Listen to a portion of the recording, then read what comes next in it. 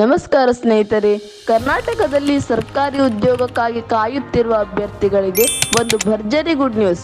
ಕರ್ನಾಟಕ ಆಹಾರ ಸುರಕ್ಷತೆ ಮತ್ತು ಔಷಧಿ ಆಡಳಿತ ಇಲಾಖೆಯಲ್ಲಿ ಖಾಲಿ ಇರುವ 84 ಹುದ್ದೆಗಳ ಭರ್ತಿಗೆ ಕರ್ನಾಟಕ ಪರೀಕ್ಷಾ ಪ್ರಾಧಿಕಾರ ಅಂದರೆ ಕೆಇಎಗೆ ಅಧಿಕೃತ ಅನುಮತಿ ನೀಡಲಾಗಿದೆ.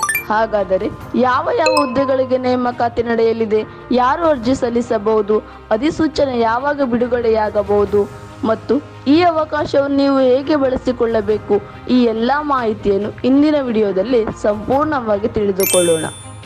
ಸ್ನೇಹಿತರೆ, ಜುಲೈ 27, 2026ರಂದು ಕರ್ನಾಟಕ ಸರ್ಕಾರವು ಆಹಾರ ಸುರಕ್ಷತೆ ಮತ್ತು ಔಷಧಿ ಆಡಳಿತ ಇಲಾಖೆಯ ಆಹಾರ ಸುರಕ್ಷತಾ ವಿಭಾಗದಲ್ಲಿರುವ ಖಾಲಿ ಹುದ್ದೆಗಳ ನೇಮಕಾತಿಗೆ ಕೆಇಗೆ ಅನುಮತಿ ನೀಡಿದೆ.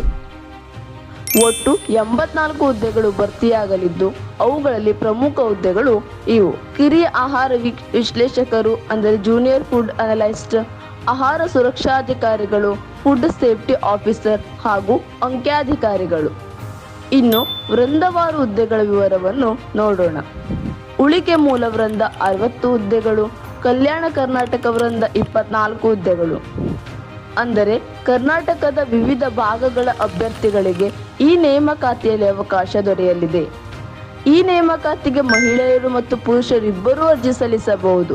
ಶೈಕ್ಷಣಿಕ ಅರ್ಹತೆಯಾಗಿ ಸಾಮಾನ್ಯವಾಗಿ ದ್ವಿತೀಯ PUC, ಪದವಿ, BSc ಪೂರ್ಣಗೊಳಿಸಿದ ಅಭ್ಯರ್ಥಿಗಳು ಅರ್ಜಿ ಸಲ್ಲಿಸಲು ಅರ್ಹರಾಗುವ ಸಾಧ್ಯತೆ ಇದೆ.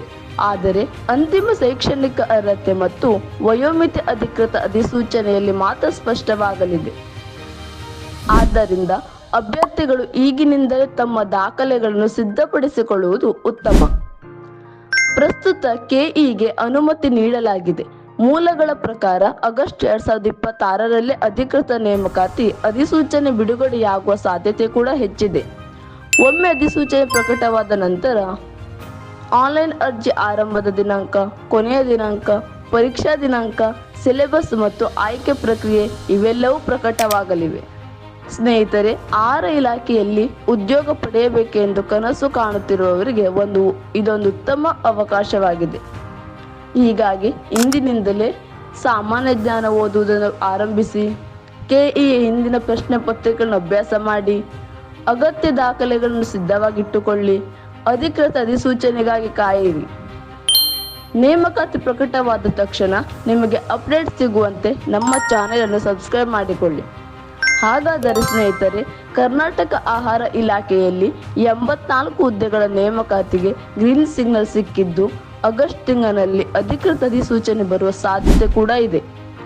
ಈ ಮಾಹಿತಿ ನಿಮಗೆ ಉಪಯುಕ್ತವಾಗಿದೆ ಎಂದು ಅನಿಸಿದರೆ ವಿಡಿಯೋಗೆ ಒಂದು ಲೈಕ್ ಮಾಡಿ. ಉದ್ಯೋಗಕ್ಕಾಗಿ ತಯಾರಿ ಮಾಡುತ್ತಿರುವ ನಿಮ್ಮ ಸ್ನೇಹಿತರೊಂದಿಗೆ ಈ ವಿಡಿಯೋವನ್ನು ಹಂಚಿಕೊಳ್ಳಿ. ಇದೇ ರೀತಿಯ ಸರ್ಕಾರಿ ಉದ್ಯೋಗ, ವಿದ್ಯಾರ್ಥಿ ವೇತನ ಮತ್ತು ಕರ್ನಾಟಕದ ಇತ್ತೀಚಿನ ಅಪ್ಡೇಟ್ಗಳಿಗಾಗಿ ನಮ್ಮ ಚಾನೆಲ್ ಅನ್ನು ಸಬ್ಸ್ಕ್ರೈಬ್ ಮಾಡಿ. ಧನ್ಯವಾದಗಳು. ಮತ್ತೆ ಸಿಗೋಣ ಮತ್ತೊಂದು ಹೊಸ ವಿಡಿಯೋದಲ್ಲಿ.